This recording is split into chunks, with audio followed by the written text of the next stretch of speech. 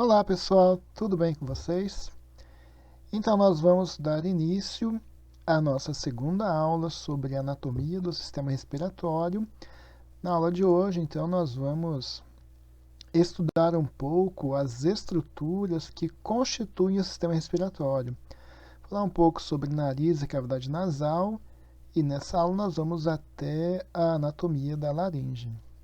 Espero que vocês aproveitem, que vocês gostem. Se tiverem dúvidas, deixem nos comentários ou mandem um e-mail que eu respondo para vocês. Então vamos nessa. Então vamos começar a nossa jornada pelo sistema respiratório, dando algumas características sobre algumas estruturas, desse sistema e que nos são importantes. O primeiro local, então, é o nariz. O nariz é a primeira das estruturas do sistema respiratório que nós vamos descrever. E por que o nariz é importante? Porque é o início do processo de respiração. Bom, se é o início, ele deve ter algumas características importantes. Então ele tem, esse é o nosso nariz externo. O nariz tem uma abertura, é aquela abertura que vocês colocam o dedo para limpar lá, higieniza no final do dia, Pode ser que tenha uma sujidade ali, uma sujeira, tem que higienizar. Então, tem um nariz externo, tem uma abertura, que é o vestíbulo do nariz. No vestíbulo do nariz existem pelos, que crescem com maior velocidade nos homens do que nas mulheres. Já imaginaram, meninas, se vocês tivessem pelos que crescessem tão rapidamente como nos homens, E vocês iam ficar com pelos aparecendo. Bom, esses pelos são chamados de vibriças. E essas vibriças, elas funcionam como filtros. Então, as partículas maiores de poeira, de pólen, então essas partículas maiores, elas ficam aderidas a essas vibriças, porque como eu tenho um ambiente aqui meio úmido, a vibriça sempre vai estar úmida. Então, qualquer substância sólida que seja inalada, ela vai parar na vibriça. Então, para quem mora em cidades grandes, como São Paulo, por exemplo, ao final do dia, se você pegar uma gaze e umedecer essa gaze e passar no vestíbulo do nariz, você vai ver uma grande concentração de fuligem, que ficaram aderidas nas vibriças. E formam aqueles populares tatuzinhos que as crianças tiram, muitas comem, Então, é de certa forma comum isso. No nariz externo, então, ele é formado basicamente por cartilagens. Então, quando eu observo, esse nariz ele fica aberto porque existem cartilagens do tipo hialina e essas cartilagens, elas mantêm a estrutura do nariz. A única, o osso nasal mesmo é esse aqui, ó. Então aqui nós temos o osso nasal e aqui eu tenho as cartilagens. Quando a pessoa quer fazer uma rinoplastia, quer fazer uma cirurgia de nariz, de correção, então ela faz uma correção ou na cartilagem, se tiver aquele ressalto aqui no nariz, uma angulação, então tem que fazer uma intervenção no osso nasal, Então, tudo isso depende muito da estética. E aqui, então, é o vestíbulo do nariz. Quando eu olho num corte sagital, eu observo aqui o vestíbulo do nariz. Eu observo aqui bem em azul claro, olha aqui, isso aqui são as cartilagens do nariz. E aqui eu já tenho o osso. Então aqui, ó, a cartilagem fica ligada ao osso e mantém essa forma da ponta do nariz. Então aqui é o ápice do nariz. Então a ponta do nariz é o ápice. Essas regiões laterais são as asas, região alar, E aqui o vestíbulo. Bom, depois que passamos do vestíbulo do nariz, eu tenho uma grande região aqui chamada de cavidade nasal. Então, todo esse espaço aqui, esse espaço é chamado de cavidade nasal. Detalhe importante para essa cavidade nasal. Vejam aqui, ó, tem uma camada em cima do osso. Ó. Essa membrana que está recobrindo os nossos ossos aqui internamente é a nossa mucosa nasal. Então, a cavidade nasal ela é revestida pela mucosa nasal. Bom, então é isso que eu disse para vocês. Passamos pelo vestíbulo do nariz e nós entramos numa grande cavidade, num grande espaço chamado de cavidade nasal. Nessa cavidade nasal eu tenho um epitélio, aqui eu tenho uma mucosa chamada de mucosa nasal. Qual a importância dessa mucosa nasal? Ela é altamente vascularizada, então tem muito sangue passando por ali, tem muitos vasos sanguíneos e ela possui células secretoras. Então existem células que produzem muco. É por isso que se você colocar o dedo no nariz, ele vai sair úmido, porque existe essa cavidade revestida por essa mucosa, né, e secreta muco. Agora, para que eu tenha uma região que tem uma grande quantidade de sangue e eu tenho células secretoras? Isso ocorre para que essa mucosa, essa região, auxilie no processo respiratório. Então, para que o nosso ar ele seja bem utilizado, tenha condições favoráveis, ele precisa ser melhorado. Melhorado como? Ora, primeiro, quando eu respiro pelo nariz, o ar vai ser filtrado. Então, eu tenho pelos, esses pelos filtram as partículas maiores. Então, o ar é filtrado. Quando esse ar entra em contato com a mucosa nasal, ele passa por dois processos. Ele vai ser aquecido, né, porque o ar frio é muito ruim para o nosso sistema respiratório. Então, esse ar vai ser aquecido e ele vai ser umidificado. Né? Então, aqueles umidificadores de ar que algumas pessoas colocam para melhorar o ambiente, é justamente pensando que esse ar, para ser bem aproveitado pelo sistema respiratório, ele precisa ser filtrado, aquecido e umidificado. Né? Então, o ar seco ele é muito ruim também para o sistema respiratório. Ele não é bem aproveitado. Então, nosso organismo ele tem estratégias para melhorar as condições do ar para que eles sejam melhor aproveitados. Além de ter essa mucosa, nessa cavidade nasal, se vocês observarem, eu tenho elevações. Essas elevações, elas são chamadas de conchas nasais. Elas existem para aumentar a superfície de mucosa. Então, eu tenho cavidade nasal revestida por uma mucosa que é importante para o sistema respiratório. De tão importante, o nosso sistema, o nosso corpo, resolveu fazer projeções ósseas para aumentar a superfície de mucosa, que são essas conchas nasais. Beleza? Vamos em frente. Bom, essa mucosa, então, a mucosa nasal, ela está dividida em duas, na mucosa respiratória. Eu tenho uma parte da nossa mucosa aqui, que ela é chamada de mucosa respiratória, e a outra parte, mucosa olfatória. Cerca de 85% de toda a mucosa da cavidade nasal é respiratória. E apenas cerca de 10 a 15%, que fica bem aqui em cima, é a mucosa olfatória. Então, essa mucosa respiratória, ela secreta muco, tem muito sangue, justamente para melhorar a qualidade do ar.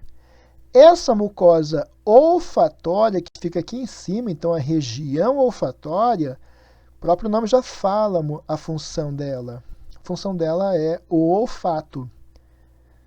Então, professor, você está falando que o olfato ele só é captado na região superior da cavidade nasal, é isso? É isso mesmo. Então, o olfato ele só é captado nessa parcela aqui, nessa região mais superior da cavidade nasal. E por que isso? Vamos ver na próxima slide. Porque nessa região nós temos aqui um nervo chamado de nervo olfatório. Olha aqui, ó, nervo olfatório. E nesse nervo olfatório, eu tenho ramos. Olha aqui, ó, ramos do nervo olfatório só nessa região. Então aqui eu tenho ramos do nervo olfatório nessa região. Então o olfato, ele só é captado nesse local aqui mais superior, né? É lógico, à medida que nós envelhecemos, como faz parte do sistema nervoso, à medida que nós envelhecemos, nós vamos perdendo essa capacidade, a nossa acuidade de olfato vai reduzindo. E aí nós começamos a sentir menos o olfato, né? Então, o nervo olfatório, que está aqui amarelo, emite projeções, que são ramos do nervo olfatório, nessa região olfatória. Para que eu consiga sentir, né, o olfato, então os odores, os cheiros têm que ser diluídos nessa mucosa para que eles possam ser captados por esses nervos, tá? Por esses ramos nervosos. Beleza? Bom, uma outra região que é importante, uma outra estrutura que é importante também para o nosso sistema respiratório é o septo nasal, essa parede óssea aqui. Então, o septo nasal, ele divide a cavidade nasal em duas partes, em duas laterais, né? De lado direito e lado esquerdo. Então, esse septo é bem retinho, bem bonitinho, olha aqui, ó, né? Bem perpendicular. Já esse septo, olha aqui, ele tem um desvio, né? Então, ele tem um desvio do septo. Algumas pessoas têm um desvio muito grande. E aí, quando elas olham, né, eu vou olhar de baixo para cima aqui no meu vestíbulo do nariz, eu vou ver que o septo é torto. E aí, um lado do meu corpo, um lado da minha face, trabalha mais do que o outro e fica mais desenvolvido, me dá uma assimetria facial muito grande. Tá? Então, o septo nasal é essa estrutura, né, de osso e cartilagem que divide a cavidade nasal em duas partes. Quando eu observo num corte sagital, veja aqui, ó, a parte anterior é cartilagem, a parte posterior é óssea, mas não um osso. O nosso septo nasal, ele é formado por dois ossos. É formado por esse osso aqui, o etimoide, e é formado por esse outro osso aqui, essa outra lâmina, né, perpendicular, que é o vômer. Né? Então, vômer e etimoide formam para nós a parte óssea do septo nasal, que é a parte mais média e posterior.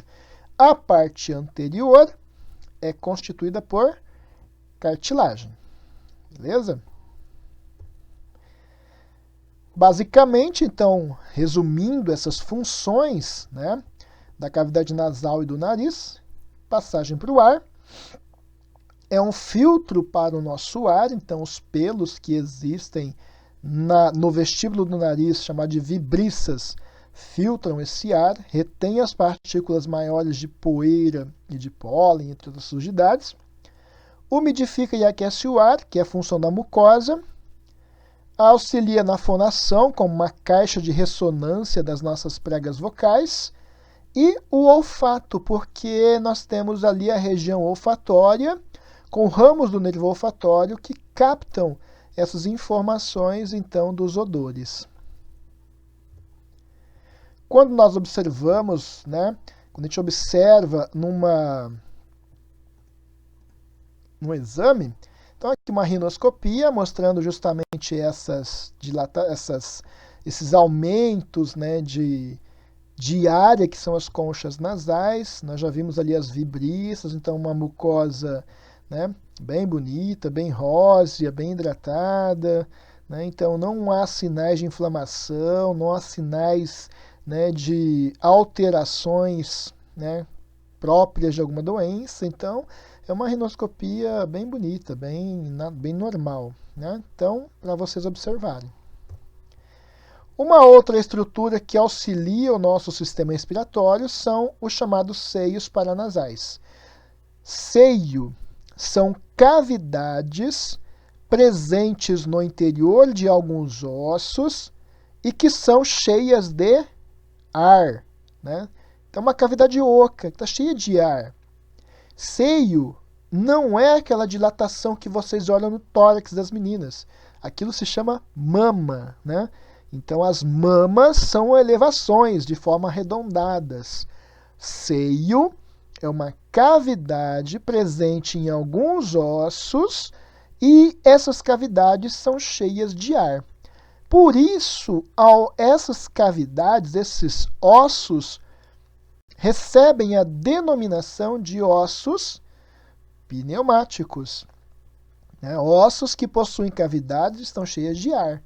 Função desses seios, veja, não é a função do osso. A função do osso pneumático é tornar o crânio mais leve. Ponto. Agora, qual é a função dos seios paranasais? Ou melhor, o que significa seios paranasais? Seios paranasais são os ossos pneumáticos que possuem comunicação com a cavidade nasal.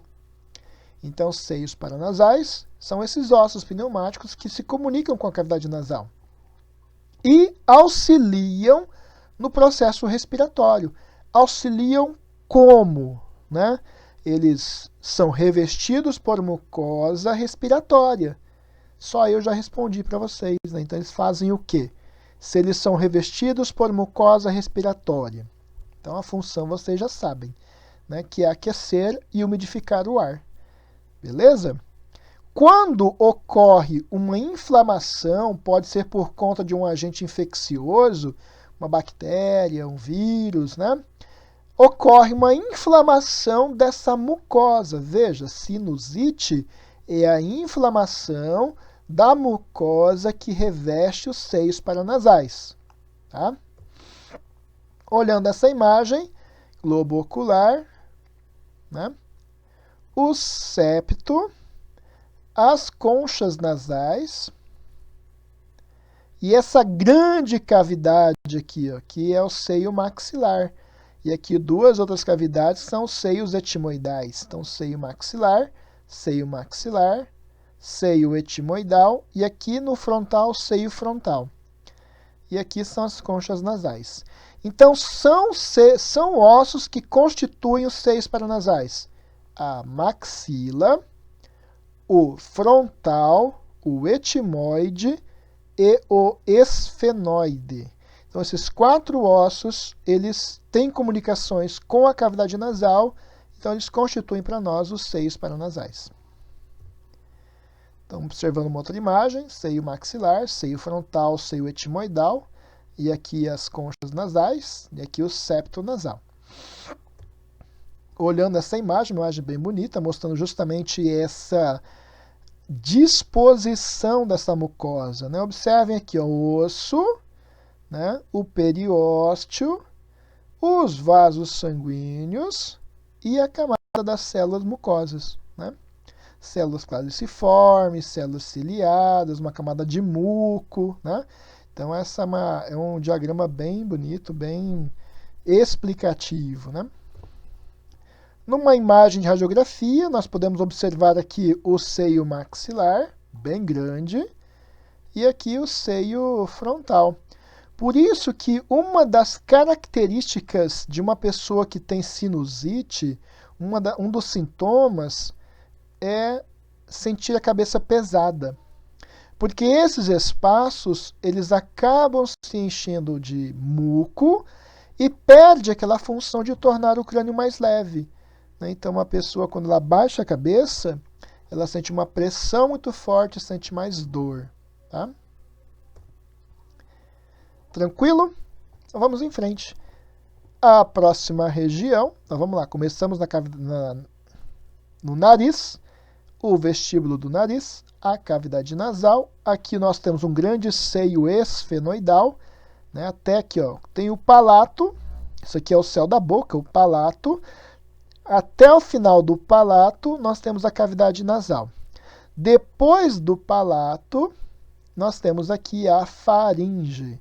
Então, a faringe é esse tubo muscular que vocês estão vendo aqui, ó, aderido na coluna vertebral. A faringe ela é dividida em três partes.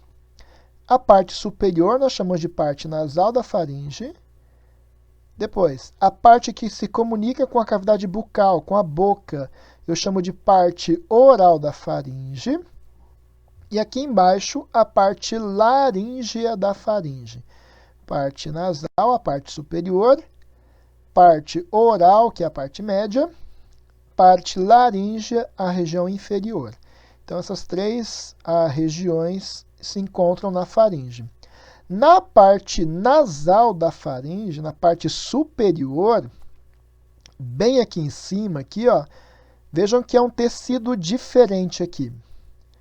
Essa estrutura é chamada de tonsila faríngea. É um órgão linfóide. O que é um órgão linfóide? Órgãos linfóides são órgãos responsáveis pela produção de células de defesa.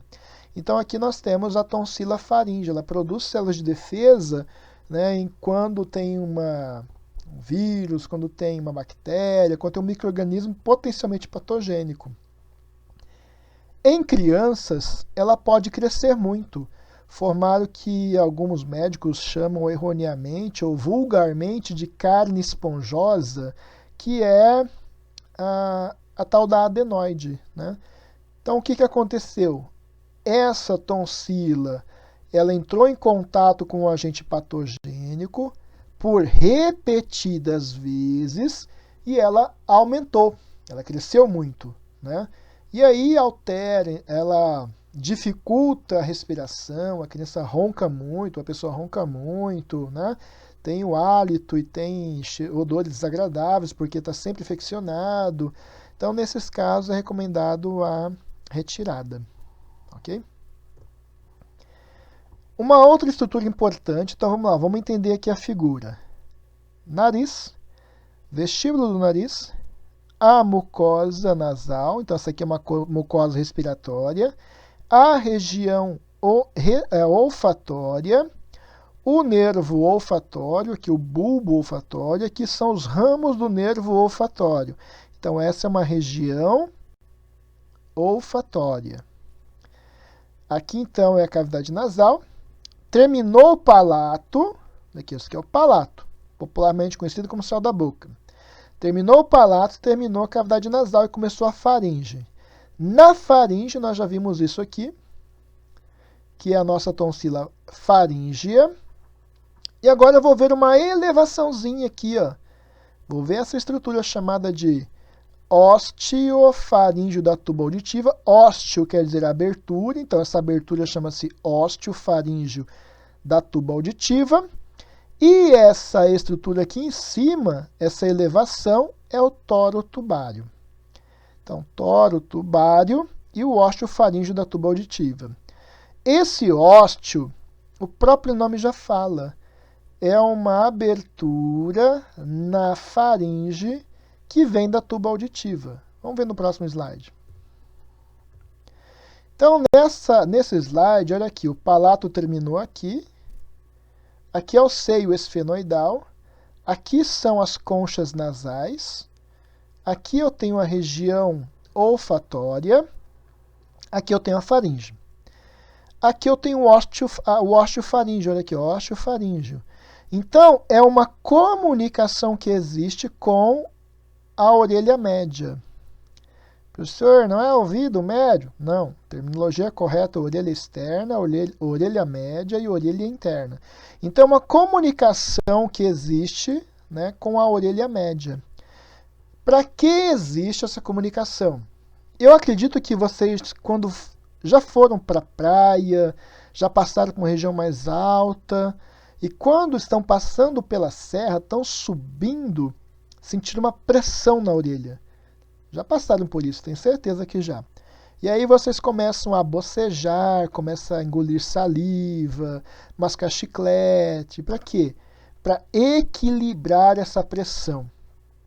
Então, a função dessa estrutura, desse conjunto na realidade, é a de equilibrar a pressão atmosférica com a pressão aqui na orelha média, né? Então, é por isso que quando uma criança muito pequena, que mama ainda, né, vai viajar e está passando pela serra para não ter dor na orelha, dor de ouvido, pneumotite, coloca ela para mamar durante o processo para que a pressão atmosférica seja equilibrada. Então, a função desse conjunto aqui é equilibrar a pressão atmosférica. Então, toda vez que eu passo pela serra, toda vez que eu estou descendo ou subindo em algum lugar muito alto, então eu vou ter essa diferença de pressão e essa estrutura é responsável por equilibrar. Tranquilo? Laringe, né? A laringe, essa região aqui abaixo, então olha aqui, parte faríngea, parte nasal, parte oral, a parte laríngea da faringe. À frente eu tenho a laringe. Aqui atrás, tá vendo que continua aqui, ó, grudadinho com a coluna vertebral, mas nessa região nós já não chamamos mais de faringe. A continuação da faringe é o esôfago. Tá? Então a faringe, esse tubo muscular, ele desce, chegou aqui, terminou a faringe. Terminou a faringe, começa o esôfago. A parte anterior, porque você palpa aqui, né? É uma região mais dura, então a parte anterior é a laringe. Então, cartilagens da laringe, beleza? Laringe é importante porque, primeiro, é o órgão da fonação, é a região do sistema respiratório responsável por produzir o som. E quem produz o som? As pregas vocais. A gente vai ver isso. Então, observando essa imagem, olha aqui, né, nos homens, essa região da laringe é muito mais desenvolvida do que nas mulheres. Então, aqui eu tenho a cartilagem tireoide, que é essa daqui. E aqui eu tenho a cartilagem cricoide, que é essa daqui. Tá? Então, por ações hormonais, essas cartilagens são mais desenvolvidas nos homens do que nas mulheres. Quando eu tenho um corte sagital, então eu tenho aqui a cartilagem tireoide, a cartilagem cricoide e aqui a prega vocal. Tá? E aqui o osso ióide, né? O osso ióide, aqui o osso ióide, e aqui uma outra cartilagem chamada de epiglote. A gente vai ver mais sobre elas ainda. Então, quando eu observo nessa imagem, eu estou vendo aqui a epiglote, aqui, ó, epiglote. Para que serve a epiglote? Epiglote funciona como uma válvula. Vamos rodar o vídeo aqui. Opa. A epiglote funciona como uma válvula. Ela regula, então, a passagem do alimento para o esôfago. Olha aqui. Então, eu estou alimentando, estou mastigando. Né? A epiglote ela abaixa, né? E o alimento ele vai para o esôfago. Quando eu estou respirando, né, a epiglote fica aberta para a passagem do ar para a traqueia. Quando esse mecanismo de válvula funciona adequadamente, beleza.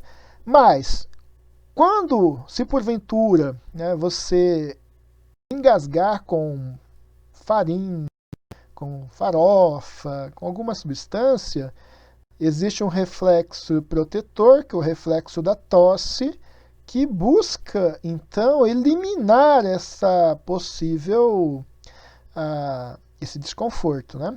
Então, vamos lá. Só para recapitular, a epiglote funciona como uma válvula. Então, quando eu estou mastigando o alimento pesa sobre a epiglote, ela fecha a laringe e o alimento vai para o esôfago. Quando eu estou respirando, a epiglote fica aberta para que o ar possa entrar e sair naturalmente, normalmente. Beleza? Essa é uma vista superior, então, da nossa laringe. Aqui é a epiglote, aqui é a epiglote, aqui são as pregas vocais, aqui são as pregas vocais. E aqui já é a traqueia. Então, nesses dois momentos diferentes da laringe, aqui ela está aberta. Significa que o ar está passando livremente. Então, quando a laringe está aberta, significa que eu estou respirando. Quando as pregas vocais se aproximam, como é que ela se aproxima, professor? Porque tem músculos que fazem essa aproximação. Então, quando essas pregas vocais se aproximam, indica que o indivíduo está falando. Vamos ver uma coisa mais dinâmica. Então, nessa imagem, então é uma laringoscopia. Aqui as pregas vocais, aqui a epiglote. Vejam, são músculos que promovem a aproximação. Quando a pessoa respira, a laringe abre.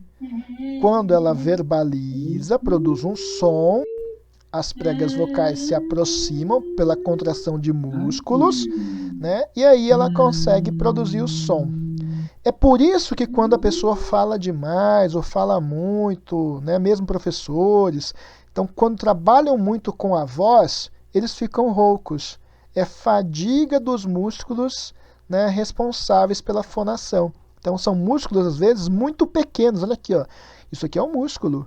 Aqui é outro músculo. Aqui é outro músculo. São músculos, às vezes, com menos de 1 centímetro de comprimento e menos de 1 milímetro de diâmetro, né, de espessura. Então são músculos muito pequenos, com movimentos muito delicados, que produzem os sons. Quando a pessoa tem um problema, como nesse caso, olha aqui a prega vocal, aqui tem um tumor, provavelmente um câncer, né? Então ocorre uma alteração nessa prega vocal. A pessoa não consegue mais produzir a fala de forma adequada. Olha lá, então a voz fica diferente. Então veja, esse movimento da prega vocal, quem faz são músculos. E aqui não está movimentando por causa dessa lesão, desse tumor, né? Há alguma dúvida, alguma pergunta, algum comentário? Espero que vocês tenham gostado dessa primeira parte da aula. Na próxima nós vamos trabalhar com a traqueia e o restante da via aérea superior e já terminar a via aérea inferior. Se tiverem algo a relatar, deixem nos comentários, mandem um e-mail. Um bom dia para vocês, uma excelente semana e até a próxima.